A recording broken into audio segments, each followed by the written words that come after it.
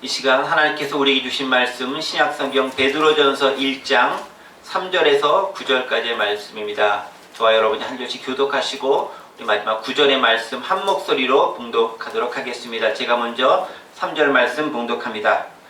우리 주 예수 그리스도의 아버지 하나님을 찬송하리로다. 그의 많으신 긍휼대로 예수 그리스도를 죽은 자 가운데서 부활하게 하심으로 말미암아 우리를 거듭나게 하사 산 소망이 있게 하시며 썩지 않고 더럽지 않고 쇠하지 않는 눈으로 영원히 주시나니 곧 너희를 위하여 하늘을 간직하신 것이라. 너희는 말세에 나타내기로 예비하신 구원을 얻기 위하여 믿음으로 말미암아 하나님의 능력으로 보호하심을 받았느니라. 그러므로 너희가 이제 여러 가지 시험으로 말미암아 잠깐 불신하게 되지 않았으나 오히려 주의 기뻐하고자. 너희 믿음의 확실함은 불로 연단하여도 없어질 금보다 더 귀하여 예수 그리스도께서 나타나실 때에 칭찬과 영광과 존귀를 얻게 할 것이니라. 예수를 너희가 보지 못하였으나 사람을 보다 이제 주를 보고 믿고 말할 수 없는 영광스러운 함께 봉독합니다. 믿음의 결국 곧 영혼의 구원을 받음이라. 아멘. 네. 오늘은 부활주일 감사 예배를 드리는 것이기 때문에 부활 관계된 부분들을 잠깐 언급하면서 계속 말씀을 좀 이어가도록 하겠습니다. 우리 먼저 영화 패션 오브 크라이스트의 우리 마지막 장면들을 좀 추각해서 해놓은 한 2분 정도 되는 영상이거든요. 함께 좀 보시면서 말씀을 진행하도록 하겠습니다. 우리 중간 부분에 있는 불만 조금 꺼주시면 감사하겠습니다.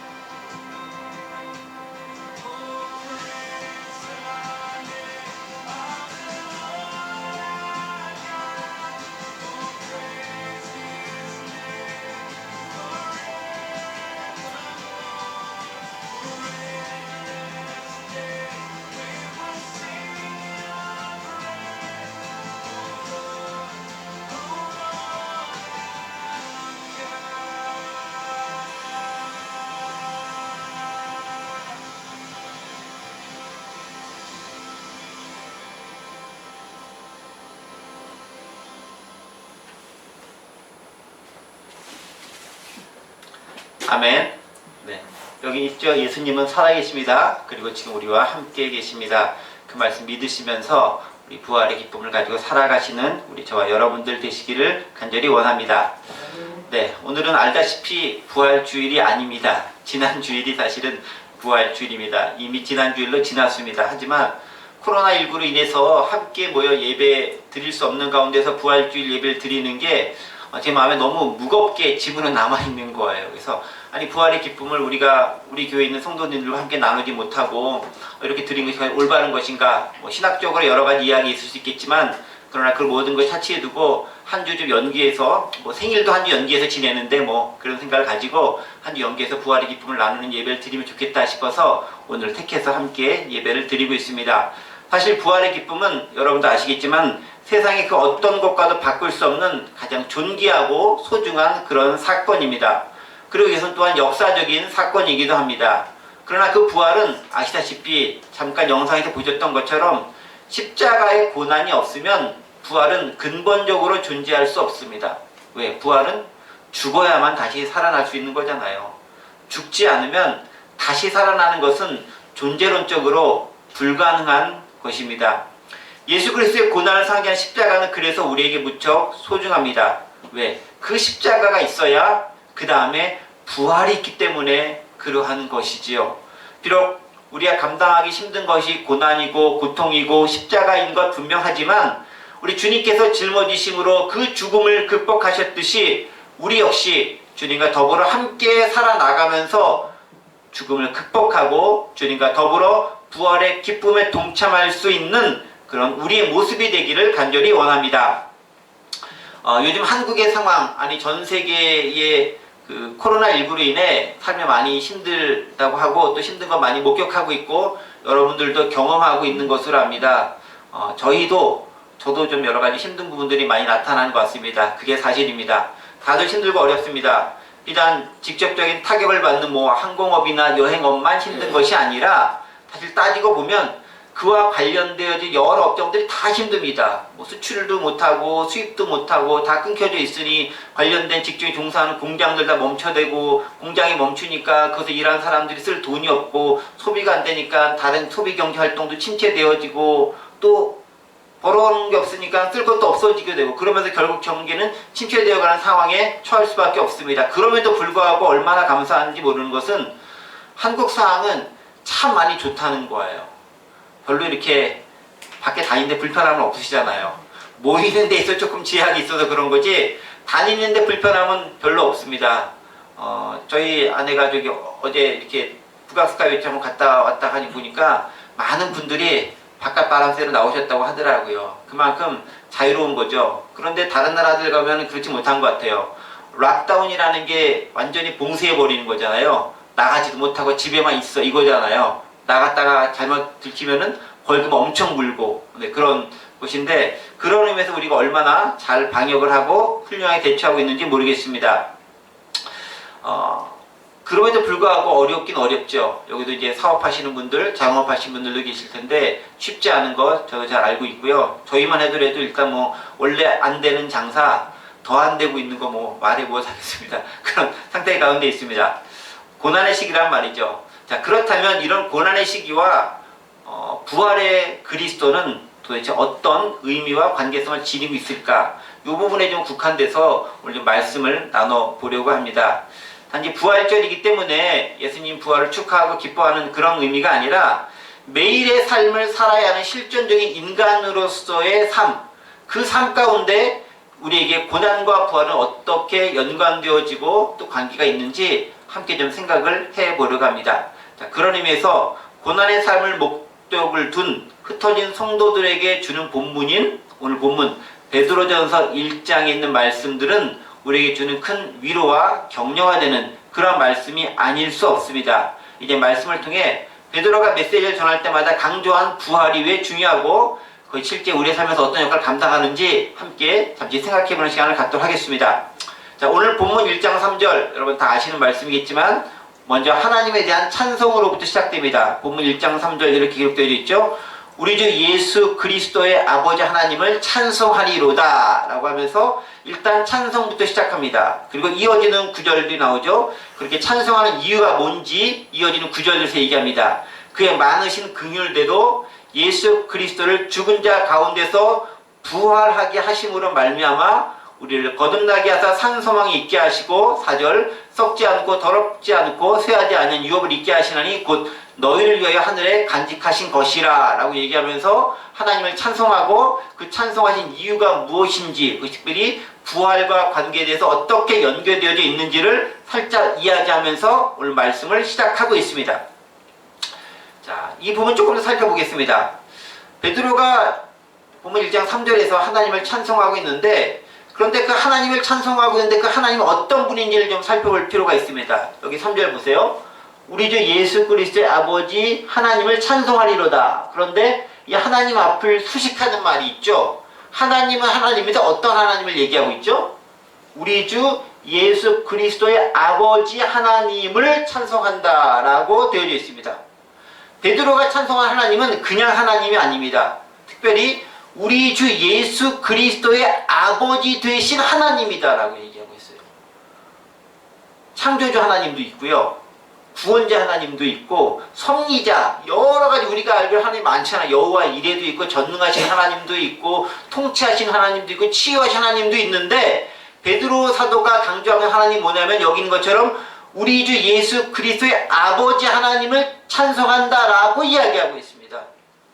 특별히 하나님을 지칭하되 우리 주 예수 그리스도의 아버지라고 한정하면서 이야기하고 있는 그 이유가 무엇이겠냐라는 거죠. 여러분 그 기독교인들을 포함해서 유대인들 그리고 심지어 이슬람을 신앙하는 사람들조차도 그들이 믿는 하나님을 신을 하나님이라고 지칭합니다. 사실은 따지면 똑같은 하나님이에요. 왜냐면은 성경 보면 알겠지만 그 하나님에서 나왔어요. 이렇게라 하나님 아브라함의 자손 이렇게 해가지고 또 이렇게 저쪽 뻗어나가고 또 뻗어나오고 해가지고 사실 하나님으로서 나온 것이 분명합니다. 창조자 하나님에서 다 나왔습니다. 그들 백성을 구원하시는 분이 우리 하나님이기도 합니다. 그런데 이들 종교들 즉 유대교나 기독교와 이슬람교의 결정적인 차이가 뭐냐면은 그 아들 예수 그리스도를 우리가 어떻게 받아들이냐에 따라서 결정적 차이가 나타나는 거예요. 똑같이 하나님이라고 부르는 그 세 종교가 있는데 이것이 왜 근본적으로 다르냐? 예수 그리스도를 어떻게 받아들이냐에 따라서 근본적인 차이가 발생한다라는 거예요. 유대교와 이슬람교에서 예수님은 어디냐면은 탁월한 선지자로서의 예수님을 바라보는 거예요.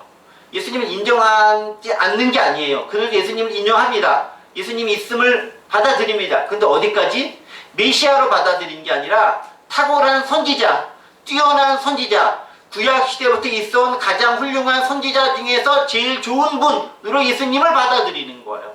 거기까지다라는 거죠. 유대교는 여전히 메시아를 기다리고 있어요. 우리는 예수님을 메시아로 믿기 때문에 더 이상 메시아 올 필요 없는 거잖아요. 이미 오신 거잖아요. 근데 여전히 유대인들은 메시아 기다리고 있는 거예요. 예수님이 선지자로 왔는데 아직 구원할 메시아가 오지 않아요. 여전히 그들은 메시아를 위해서 메시아 오시옵소서 기도하고 있는 거예요. 유대인들의 기도에 여전히 그 기도 제목이 나타나요. 그렇게 기도하고 있습니다. 이슬람교는 어떻습니까? 메시아가 오는데 예수보다 탁월한 마호메트가 와서 그분이 메시아다라고 주장하는 거예요. 결정적 차이가 있는 거죠. 예수님을 어떻게 바라보느냐에 따라 달라집니다. 자, 그들에게 있어 예수님은 중요하지만 절대적인 존재로서 우리의 진정한 구원자로서 궁극적으로 하나님의 아들로서 예수님을 받아들이는 것은 아니에요. 그들은 예수님이 하나님의 아들이 아니라 탁월한 선지자로서 받아들이고 있습니다. 그게 그들이 보는 예수님의 모습인 것이고 그것이 바로 우리가 이슬람교나 혹은 유대교와 결정적인 차이를 보이는 모습이다는 것을 알 수 있습니다. 그런데 기독교는 어떻습니까? 우리는 기독교라고 하잖아요. 영어로 크리스찬어티, 기독교라고 합니다. 근데 크리스찬어티의 그 크리스트가 무슨 말이에요? 이게 그리스도라는 말이잖아요. 그리스도. 그러니까 우리는 다른 많은 유대교 같은 경우는 유대이즘이니까 유대인들 중심의 종교인 것이 모이고 이슬람교는 이슬람이라는 민족, 그걸 받는 민족의 이름이겠지만 왜 우리는 기독교겠어요? 즉 그리스도가 중심이 되는 그 신을 믿고 신앙을 하기 때문에 기독교인 거예요. 그러니까 당연히 예수 그리스도가 우리에게 너무 중요하고 중심이 될 수밖에 없어요. 그런데 우리가 그리스도가 빠지면은 꽝이 되는 거죠. 모든 다른 종교에 차별되는 부분이 그리스도라는 거예요. 베드로도 그걸 잘 알고 있습니다. 베드로는 하나님을 지칭하면서 단지 보편적으로 어느 종교에서나 불리는 그 신으로서 하나님을 지칭하는 것이 아니라 우리가 신만 신앙하고 따르는 그리고 구원자로서의 역할을 감당하는 바로 그 예수 그리스도의 아버지로서의 하나님이라는 거예요. 그러니까 우리가 믿는 하나님이 어떤 하나님인지를 콕 집어 얘기해 주는 거예요. 어떤 하나님? 우리 주 예수 그리스도의 아버지이신 하나님을 우리는 믿는 거예요. 그냥 하나님이 아니다라는 거예요. 그럼 이 부분에서 우리가 분명히 할 필요가 있다는 겁니다. 그만큼 기독론 즉 예수 그리스도가 무척 중요하다는 겁니다. 때문에 베드로는 모든 설교를 함에 있어서 반드시 뭐가 들어가냐면요. 예수 그리스도가 그 설교를 하는데 반드시 들어갑니다. 그리고 그 설교에 뭐가 심지어 들어가냐면 예수님이 어떤 분이냐면은 죽으시고 부활하신 예수님이 설교 가운데 반드시 들어가요. 핵심이 거기 있다라는 거예요. 베드로가 가장 첫 번째 했던 설교가 어느 것이냐면은 오순절 다락방에서 성령 강림이 딱 임했습니다. 그러자 베드로가 갑자기 성령 충만함을 입어가지고 선지서 요엘서를 인용하면서 설교를 딱 하기 시작합니다. 그 설교를 인용하면서 나왔던 핵심적인 구절이 뭐냐면 사도행전 2장 24절 보면은 하나님께서 예수님을 죽은 자 가운데 살리셨다라고 선포하는 부분이에요. 사도행전 2장 24절 이렇게 기록되어 있죠. 하나님께서 그를 사망의 고통에서 풀어 살리셨으니 이는 그가 사망에 매어 있을 수 없었음이라. 무엇이겠습니까? 죽었는데 하나님 예수님을 살리셨다라는 게 핵심적인 것에 들어가 있다라는 거예요. 뿐만 아니죠. 사도 요한과 더불어서 성전 미문에 앉아있는 나면서부터 걷지 못하는 자를 만나서 그를 고친 다음에 또다시 그분이 사람들에게 설교를 합니다. 그게 사도행전 3장에 나오는 부분들이에요. 3장 15절 또 똑같이 중요하게 언급합니다. 뭐라고요? 생명의 주를 죽였도다. 누가? 너희가 죽였도다. 그러나 하나님이 죽은 자 가운데서 그를 살리셨으니 우리가 이 일의 증인이라 하면서 내가 왜 너희를 살리면서 이 설교를 하는지를 이야기하고 있습니다. 그게 뭐라고요? 너희가 죽인 그분을 하나님이 죽은 자 가운데서 다시 살려내셨기 때문에 내가 증인의 역할을 감당할 수밖에 없다라고 얘기하고 있어요. 그게 베드로 설교의 핵심이었어요. 베드로는 다른 걸 설교한 게 아니죠. 뭐 예수님이 계신데 죽으셨다가 부활하신 분이다라는 거. 그게 우리에게 유일한 소망이 된다라는 거예요. 금과 은 내가 다 가진 거 아무것도 없는데 나사렛 예수 이름으로 명하는 일어나 걸으라 하니까 그가 걷는 거예요. 그러면서 그 예수 그리스도가 우리를 구원하고 그가 죽음에서 부활하신 분이시다라고 얘기하고 있다라는 거예요. 이는 베드로가 얼마나 예수 그리스도의 죽음과 부활의 핵심이고 오직 우리가 전파해야 할 것이 그거밖에 없다라는 것을 단적으로 드러내는 장면이라는 거죠. 그렇죠. 누가 뭐라고 해도 기독교 복음 전파의 핵심은 뭐냐면 예수님의 죽으심과 부활, 십자가와 부활의 그것이 가장 핵심이고 그것을 벗어난 것은 다 사변적이고 부수적인 것에 불과하다는 겁니다. 단지 영화 아까 봤던 패션 오브 크라이스트에서만 밝혀지는 것이 아니라 진정으로 기독교인으로서 누군가에게 복음을 전할 때 가장 중요하게 우리가 여겨야 될 것, 그것은 십자가와 부활이라는 거예요. 너무 당연한 건데 너무 자연스럽게 잊고 있을 수도 있는 거라는 거예요. 교제도 중요하고 교육도 중요하고 나눔도 중요하고 봉사도 중요하고 여러 가지 많이 중요하지만 가장 중요한 것은 죽음과 십자가의 죽음과 부활이 있다. 누가?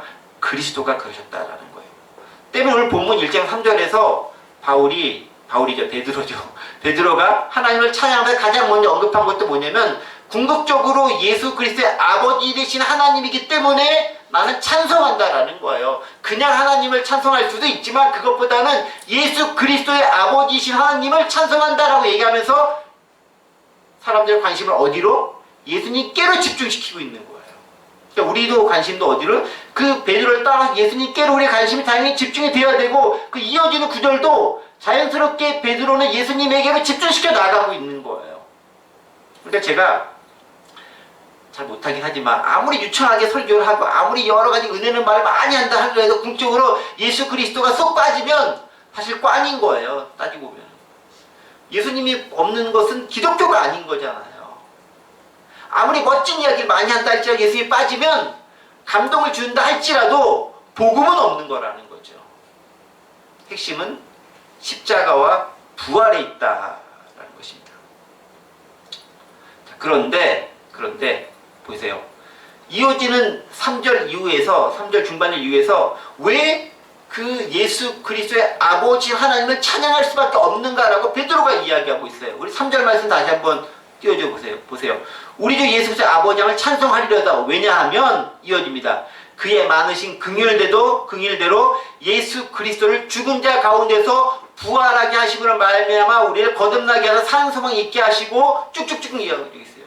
여기서 뭐가 언급되죠? 부활하신 그 부활하신 주님이 다시 한번 언급되고 있다는 거예요. 그가 주 예수 그리스도의 아버지 하나님을 찬양하는 이유가 밝혀지는데 그게 뭐냐면은 예수님을 죽은 자 가운데서 살리신 즉 부활시켜서 우리로 하여금 거듭나서 산 소망을 가질 수 있도록 하셨기 때문에 찬양한다라고 이야기하고 있다는 거예요. 예수님의 부활을 언급하고 또 그것이 우리와도 연결돼서 우리가 소망을 갖고 살아갈 수 있다라는 거예요. 그게 우리가 하나님을 찬양하는 이유다라는 거예요. 사실 창조주로서 하나님 찬양받기 합당하신 분이신 건 맞아요. 뭐 다신 다른 이론의 여지가 없습니다. 그럼에도 불구하고 더 핵심은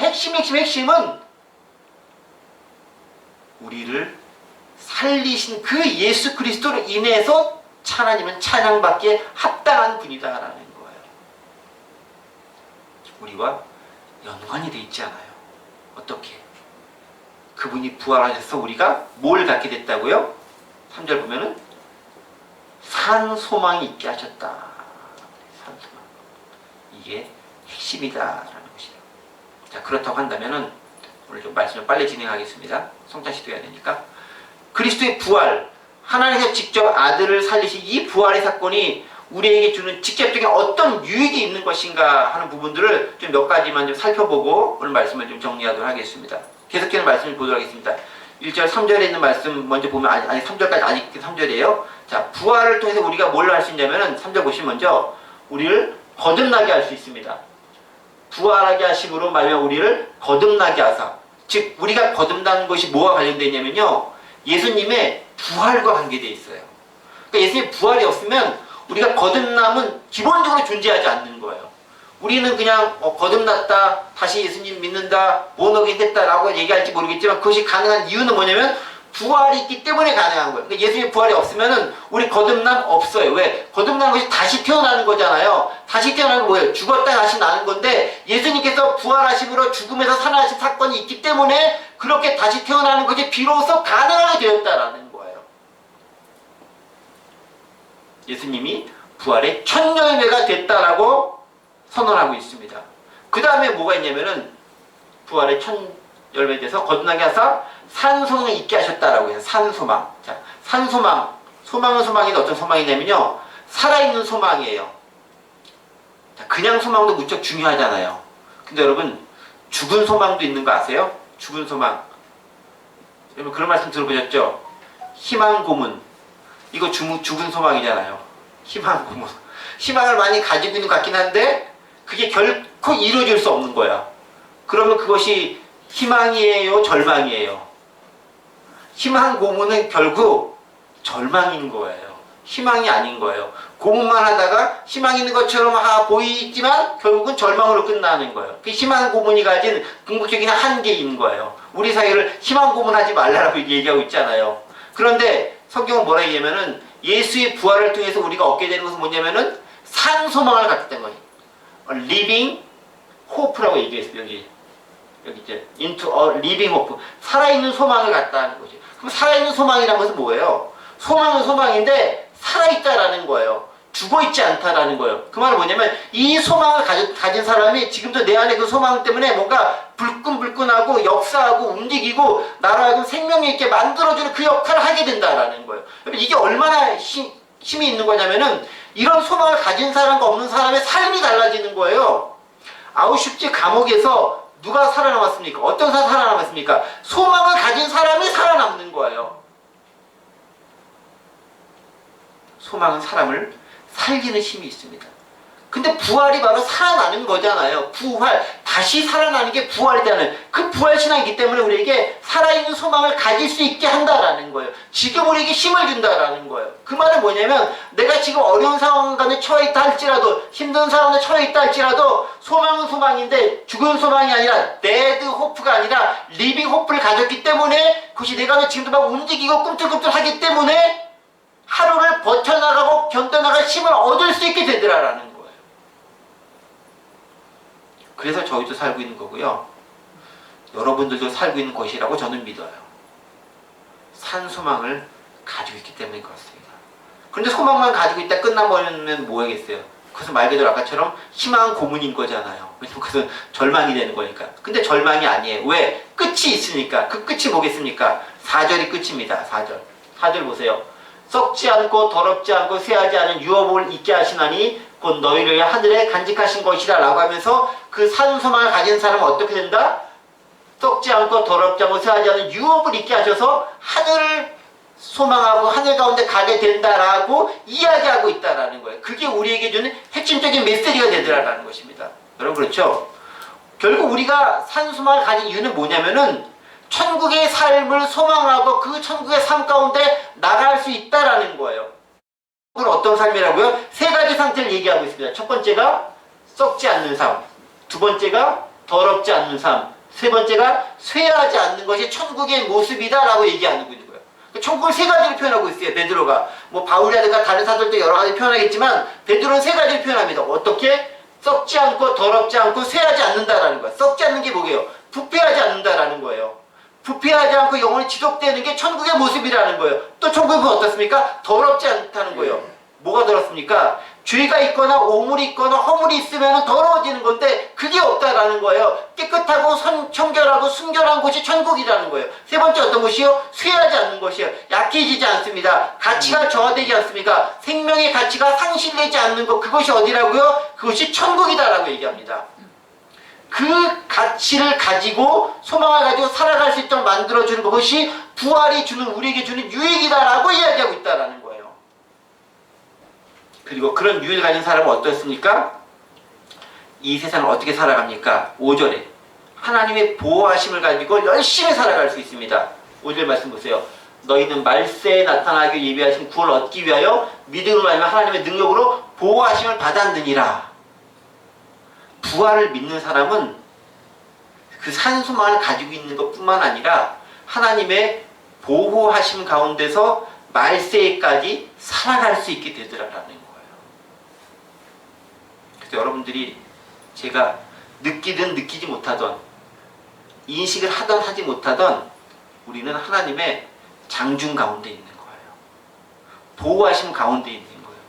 이걸 어떻게 하냐면요, 믿음으로 아는 거예요. 믿음으로. 여기 너희는 말세에 나타나기 예비하신 구원을 얻기 위하여 믿음으로 말미암아 하나님의 능력으로 보호하심 받았느니라. 그러니까 내가 진짜 보호하심 받았는지 안 받았는지 뭘로 알아요? 믿음으로 하는 거예요. 그렇게 하나님의 보호하심이 있다라고 내가 믿음을 나아가면은 그 사람은 그 믿음 가운데로 말미암아 보호하신 것에 거하게 되더라라는 거예요. 이거는 선포의 말씀인 거예요. 지금 내가 믿음을 받아들이느냐 안 들이냐 그 차이가 있는 거라는 거죠. 그 믿음이 중요하다라는 거죠. 그 믿음을 가지고 버텨나갈 힘을 얻게 됩니다. 그리고 그런 믿음을 가지고 하나님의 보호하심을 얻게 된 사람은 어떻게 됩니까? 현재의 고난 가운데 거한다 할지라도 기쁨 가운데 그 고난을 이겨나갈 수 있게 되더라 라고 얘기합니다. 6절 말씀 함께 보도록 하겠습니다. 그러므로 너희가 이제 여러 가지 시험으로 말미암아 잠깐 근심하게 되지 않을 수 없으나 오히려 크게 기뻐하는도다 라고 얘기합니다.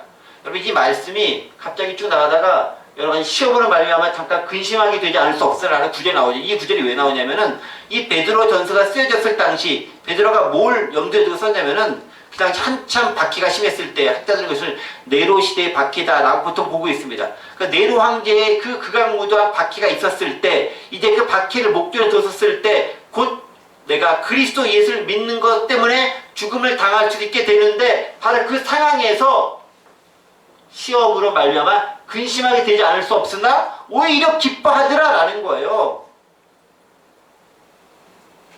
근데요, 제가 군대에 있어 봤잖아요. 남자니까. 근심하는 상황을 앞에 딱 두면은 기뻐하는 게 진짜 어려워요. 제가 가장 힘든 게 뭐냐면 이거예요. 아주 어려운 훈련을 앞두고 있어요. 예를 들면 한 일주일짜리 이제 야외 행군을 하는 훈련을 앞두고 있어요. 일단 힘든 거잖아요. 그러면 언제가 제일 힘드냐면요, 행군을 하는 그때는 별로 힘든지 몰라요. 그냥 하고 가면 돼. 견디면 돼. 맞닥뜨려 하면 돼. 근데 언제가 제일 힘드냐면은 행군하러 나가기 바로 그 전날 밤. 이게 마음이 무척 힘들어요. 하면 힘든 거 알거든. 고통스러운 거 알거든. 여러 가지 힘든 게 있거든요. 거다한 저는 이제 소대장 직분을 가지고, 여러분이 믿든 안 믿든 제가 소대장을 봉헌했는데 소대 직분을 가지고 있으니까 나간 몸도 챙겨야 되지만 또 옆에 사람들 이렇게 부하 직원들도 직원이 아니지 부하 이제 병사들도 챙기면서 끌고 나가고 뿐만 아니라 목적지를 내가 이끌어 나가야 책임이 있어요. 제가 맡은 부대 같은 경우는 이렇게 따로 떨어진 부대니까 내가 잘못 인도하면은 이상이 아닌가 이렇게 되는 거예요. 그런 경우가 있을 수도 있어요. 그럼 이게 얼마나 마음이 힘든지 몰라요. 훈련도 힘든데 혹 잘못 전투에서 엉뚱한 데 가버리면은 이게 엄청 고생시키는 거잖아요. 그게 무척 힘들게 다가오는 거예요. 그러니까 뭐냐면 박해 그 자체가 힘든 게 아니라 박해가 당하지 바로 전에 그 상황이 너무 힘들어요. 여러분 그거 아세요? 그게 우리에게 주는 공포감이라는 거예요.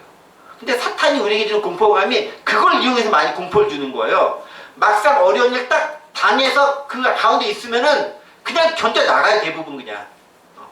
야, 어차피 당한 거 하고 살아나가자면 살아나가죠. 근데 그것을 앞두고 있고 내일이면 오는데, 이틀이면 오는데, 2시간은 오는데, 이게 우리를 힘들게 한다라는 거예요.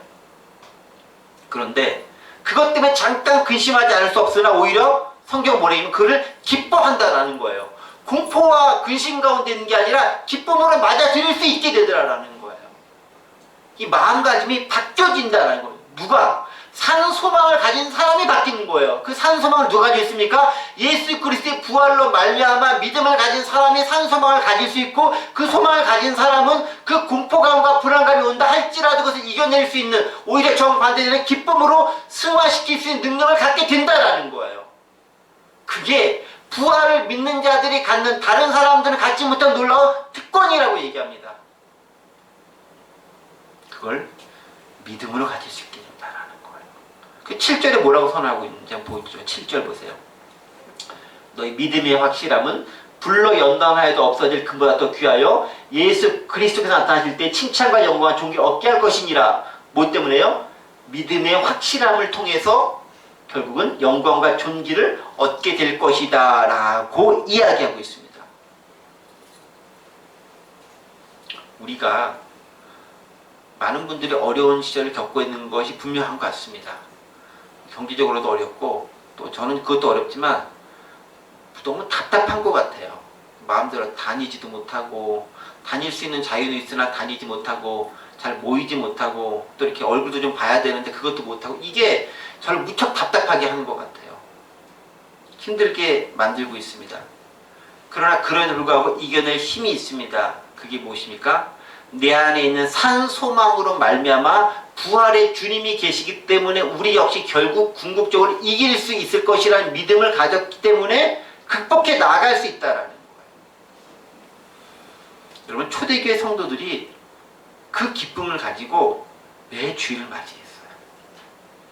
초대교회 성도들, 특히 예루살렘 모교회 처음에 박해가 얼마나 심했습니까? 베드로 사도가 말씀을 썼을 때도 박해가 있었다 그랬잖아요. 베드로 사도가 썼을 때 이 네로 황제 박해만 박해 있던 것이 아니에요. 그 뒤에 요한 사도가 요한복음을 썼을 때, 요한 1, 2, 3 썼을 때도 역시 트라이안 황제 역시 기독교의 3대 박해원 하나의 엄청난 박해 상태가 있었습니다. 그때도 힘들었어요. 초대교회한테 무척 힘든 상황입니다. 그럼에도 불구하고 그들이 기쁨 가운데 살아갈 수 있는 이유는 뭐냐면은 부활의 기쁨이 있기 때문에 가능했다라는 거예요. 그래서 그들은 주일 아침 뭘 했냐면은 그 부활의 기쁨을 안고 성찬식을 거행했어요. 우리는 주로 성찬식 언제 하냐면은, 저희도 지루주일까지는 부활주일 전주에 하잖아요. 일반적으로. 왜냐하면 이제 고난을 상징하고 예수님께서 언제 하셨죠?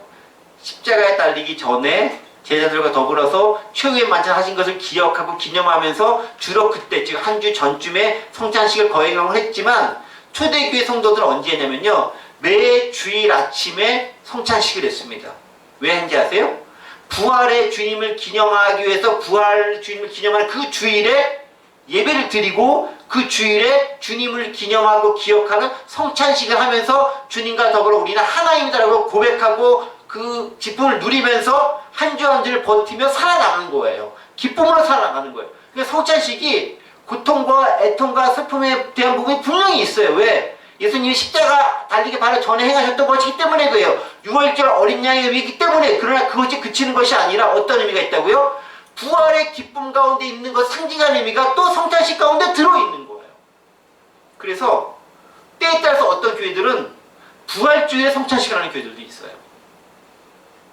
저희도 이제 본의 아니게 부득이하게, 앞으로도 이렇게 좀 번갈아 하면 어떨까 싶은 생각이 들기도 해요.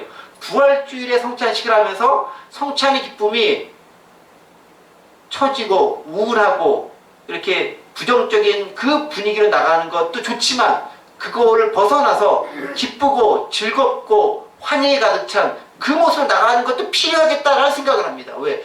주님이 바로 부활을 통해서 죽음을 극복하시고 우리에게 새 소망을 주셨기 때문에 그렇다라는 거죠. 그리고 성찬의 의미가 바로 거기에 담겨져 있더라라는 것입니다. 그래서 초대교회 성도들 사도행전 2장 42절 보면요, 그런 말씀이 있습니다. 뭐라고 되어져 있습니까? 그들이 사도의 가르침을 받아 서로 교제하고 떡을 떼며 오로지 기도하기 심쓰니라. 여기 서로 교제하고 떡을 떼며 라고 하는 말 있죠. 떡을 떼며. 여기 to the breaking the bread.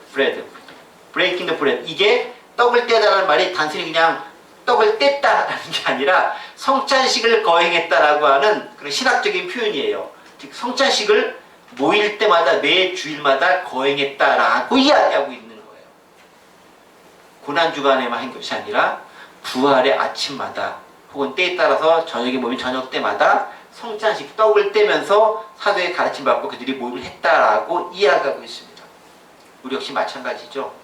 우리 삶이 힘들고 어렵다 할지라도 부활의 기쁨을 만끽함을 통해서 우리는 그 힘듦을 극복해 나갈 수 있습니다. 또 그것을 상징하는 성찬식을 거행함을 통해서 기쁨 가운데 나아갈 수 있습니다. 이제 이 시간 우리 성찬식을 바로 좀 진행할 텐데 그 기쁨을 가지고 우리가 함께 성찬의 이 시간에 기쁨에 동참하시는 그런 여러분이 되시기를 간절히 원합니다.